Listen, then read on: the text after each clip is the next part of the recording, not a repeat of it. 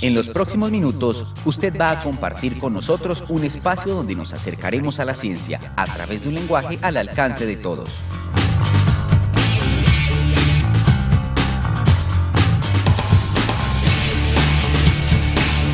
En el que la tecnología es mucho más que las herramientas y desarrollos que hacen nuestra vida más fácil.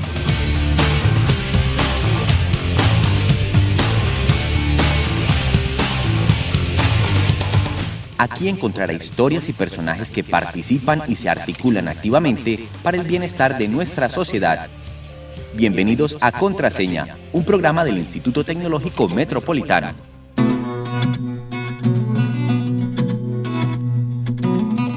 En el capítulo anterior de este especial de Contraseña, la doctora Luz Mariela Zorza Zapata, rectora del Instituto Tecnológico Metropolitano, y nuestra invitada especial, la historiadora Diana Uribe, trataron temas como el futuro que le depara al norte de África, específicamente Libia. Lo de Libia es muy delicado, porque hay una cosa, la intervención de Occidente, o sea, lo que quiere Libia es lo mismo que quieren todos en el Medio Oriente, democracia y libertad.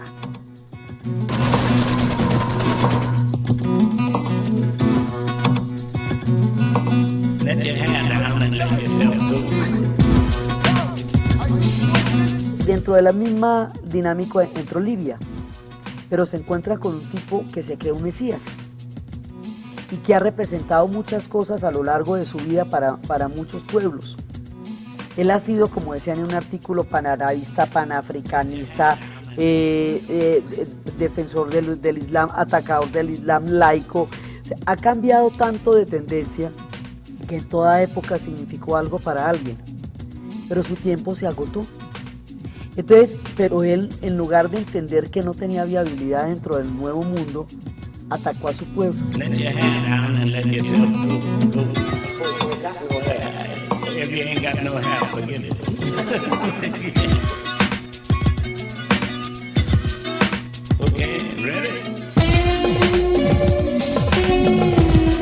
Pues cuando Gaddafi anunció que iba a matar a toda la gente de Benghazi casa por casa, si el mundo hubiera permitido eso, como permitió lo de Ruanda y lo de Bosnia y Herzegovina, eso ya no sería admisible de ninguna manera. La prueba está en si una intervención de esas realmente puede hacer la diferencia, permitir que un pueblo desarrolle un proceso y quitarse a tiempo y no apoderarse de los pozos de petróleo y no querer intervenir en el gobierno de ese país. O sea, es una mediación para la libertad.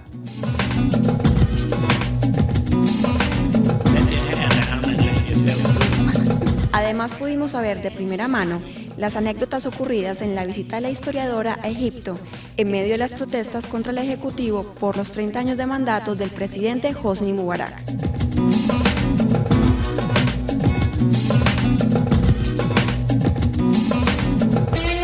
Entonces era absolutamente increíble porque los muchachos se ganaron la credibilidad de una sociedad y llegaron a tener tal autoridad por sus logros, por su respeto, por su pluralismo, que hubo 3 semanas sin policía y los pelados organizaban el tráfico. El Cairo tiene 20 millones de habitantes, ¿no? Alguien tiene que estar organizando el tráfico o si no se vuelve la locura. No se dejaron provocar, no destruyeron su país, sino que trataron de preservar todos los tesoros que ellos saben que son su orgullo ante el mundo. No se perdieron en los días de la manifestación, sino que entendieron siempre para dónde iba su rumbo.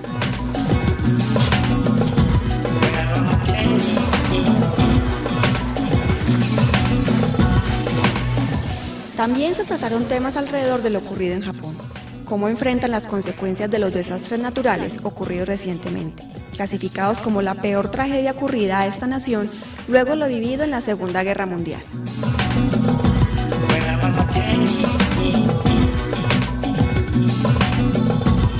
Primero que todo, hay que anotar y hacer visible la disciplina, el estoicismo del pueblo japonés.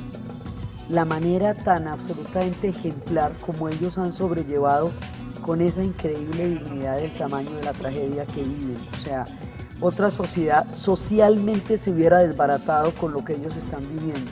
Entonces lo primero hay que mostrar, digamos, como ese espíritu del pueblo japonés, porque la tesis del Museo de Hiroshima en el Japón es que las bombas atómicas y los seres humanos no son compatibles y no deben existir. El hecho de que la energía nuclear sea controlable, pues no lo es, porque ellos dicen que Japón es el país que más preparado estaba para manejar desastres, pero que lo que pasó lo sobrepasa. O sea, ellos estaban preparados para un terremoto, para un tsunami y para las centrales nucleares, pero para el terremoto, el tsunami y las centrales nucleares no estaba preparado nadie.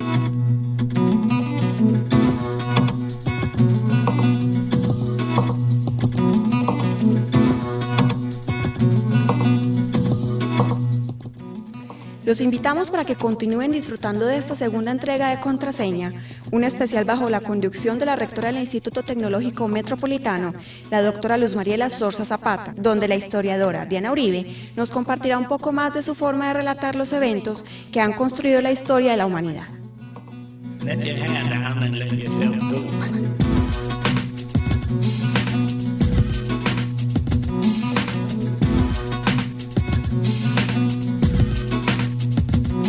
Diana, bienvenida al programa Contraseña del Instituto Tecnológico Metropolitano, una institución universitaria de Medellín que anoche tuviste como más o menos la oportunidad de conocer. Yo soy la rectora de la institución, Diana, y pedí sentarme contigo porque tengo como una pregunta muy grande para hacerte. Los maestros, los docentes, los profesores, de pronto nos olvidamos de aquello de la pedagogía, de cómo hacemos bien fácil las materias tan difíciles que dictamos. Y de verdad Diana Uribe para mí es la maestra de maestras en Colombia, de volver la historia un cuento tan delicioso que desde pequeñitos ya los niños te quieren escuchar y esa habilidad tuya de en 10 años mezclar todo lo que pasó en el mundo. Entonces uno queda como muy bien dateado, como lo expresas en tu CD. ¿De dónde se te ocurrió hacer la historia tan rica? Pues eso tiene dos componentes. A mí, por un lado, siempre me ha gustado la historia, a mí siempre me ha apasionado y siempre me ha dicho muchas cosas. Nunca fue algo que yo consideraba aislado o distinto a mi vida. Pues no sé, digamos, mi papá hizo también de la historia una parte de nuestras vidas, ¿no? Por un lado. Yo, cuando estudié filosofía, en ese momento era muy, toda la discusión se daba en un lenguaje que hacía inaccesibles las ideas. Yo pensaba, aquí hay unas ideas maravillosas, atrapadas entre unas palabrotas que no le permiten a la gente entender de qué están hablando. Pareciera un duelo de esdrújulas. Y yo decía, bueno, y de un duelo de esto es uno que saca. Entonces dije, así no es como se enseñan las cosas. Y luego tuve la oportunidad y el privilegio de enseñar a adolescentes. Cuando yo empecé a enseñar a adolescentes, ellos me enseñaron a enseñar. Porque para ellos, con un adolescente lo que pasa es que lo que hay que tener es que tenga sentido para él lo que uno está diciendo. No es que uno se sienta contento diciendo eso, no es que tenga sentido para él, ¿sí?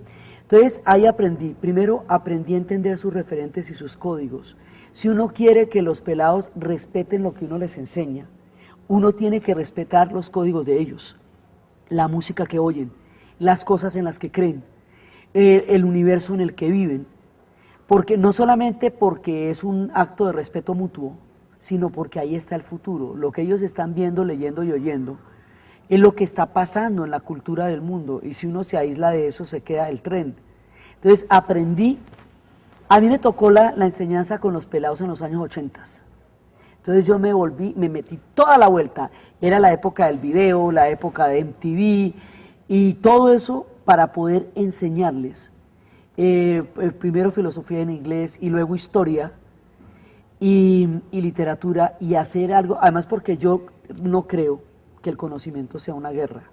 Yo creo que el conocimiento es un proceso de seducción, en el sentido en que hay que hacer que una persona se enamore de una materia, de una historia, de un tema, porque uno no aprende sino lo que le da la gana. Lo que a uno no le gusta, no lo aprende, así le echen agua fría. Eso de que con sangre la letra entra, afortunadamente ya está revaluado.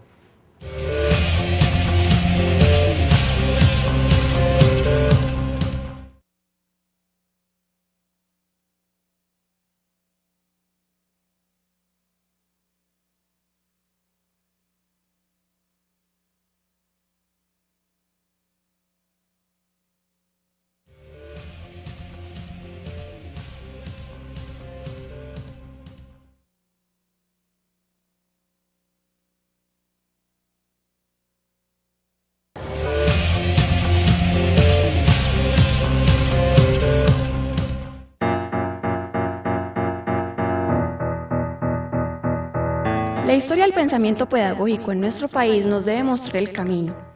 Los grandes pensadores, los grandes maestros deben desarrollar pensamiento y acción de forma inseparable, vinculando el análisis de lo ideológico, político y social con la escuela, el docente y sus prácticas. Sin duda, pensar la pedagogía implica ubicarla en una sociedad como parte de ella, de sus definiciones, de sus tradiciones, sus valores y sus estructuras. Estamos hablando de que pensar la educación implica pensar sus fines, sus manifestaciones y sus actores.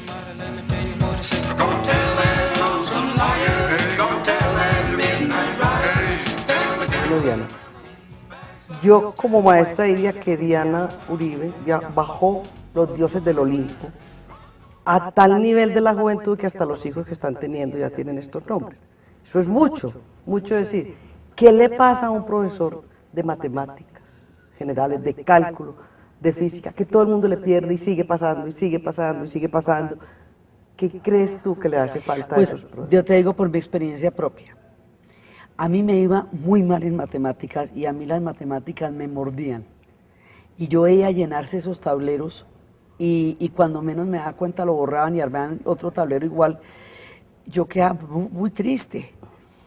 Entonces, que le enseñen a uno el sentido que eso tiene. Yo vine a entender álgebra después de haberla habilitado como 3 veces, cuando me metí con el Islam, cuando empecé a entender que la civilización islámica había desarrollado como parte de su cultura todo un mundo matemático y que ellos sabían, porque yo me sabía la Baldor, pero los dibujitos.